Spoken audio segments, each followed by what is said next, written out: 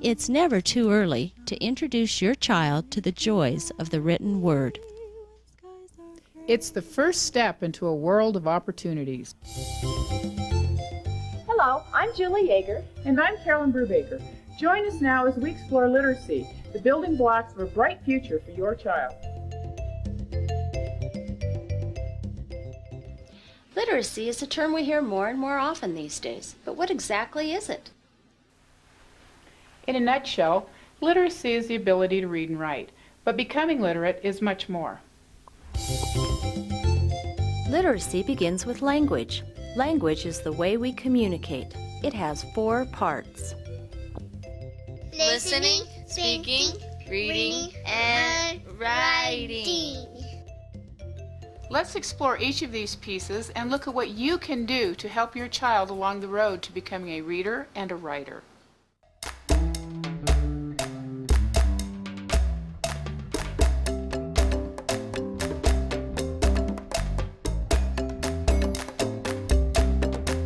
Listening plus speaking equals communication.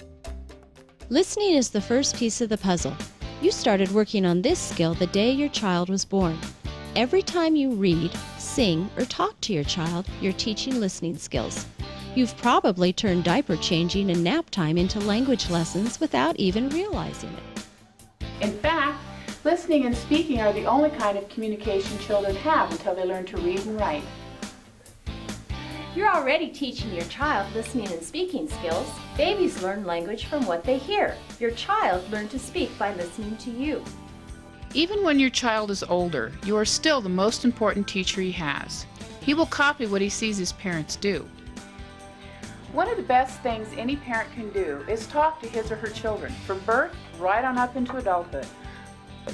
The more you and your child talk, the faster his language skills will develop.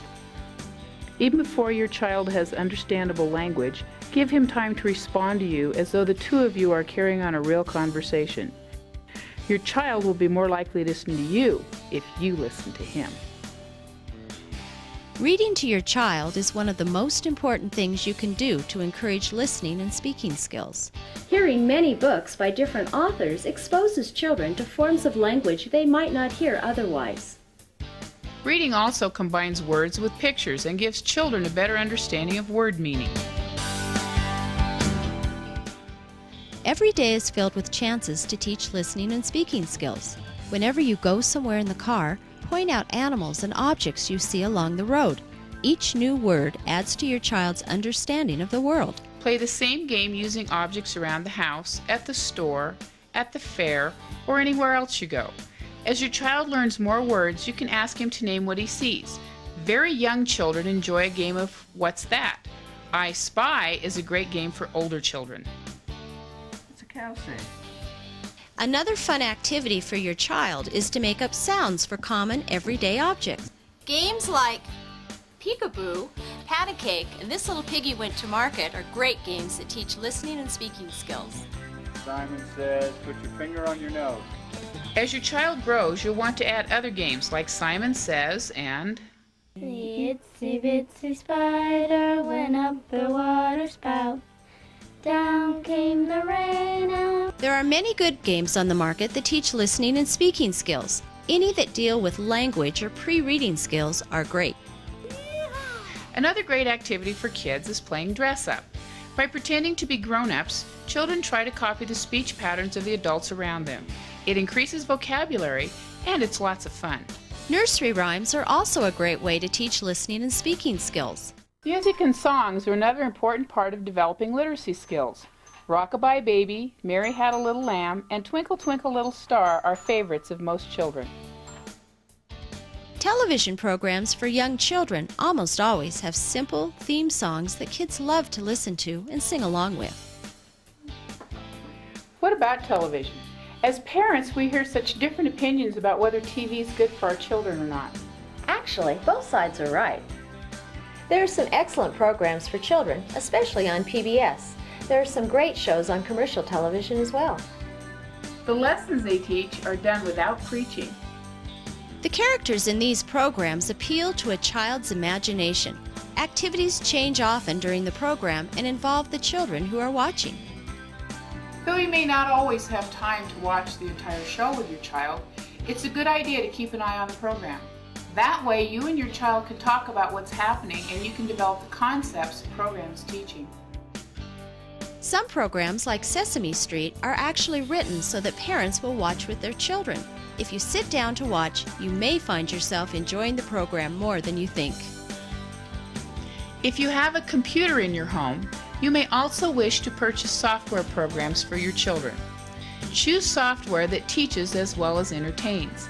Most educational software has the skill taught and appropriate ages listed on the package. Once you've installed the software, take the time to sit down and go through the program with your child. Even after he or she learns the program, you should still keep an eye on what's going on. It's not a good idea to let your child watch too much TV or spend too much time on the computer, especially young children.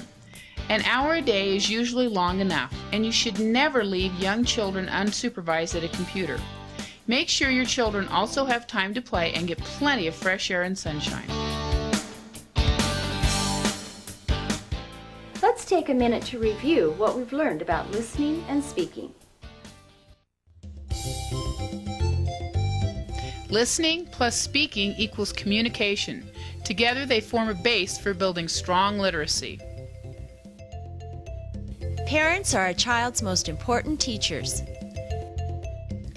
Children learn to speak by listening to their parents. Every day is filled with chances to teach listening and speaking skills. Good activities to teach listening and speaking skills are Reading out loud, talking with your child, word games, singing, card games, dress up, reciting nursery rhymes, commercial tapes and videos, and age-appropriate computer games.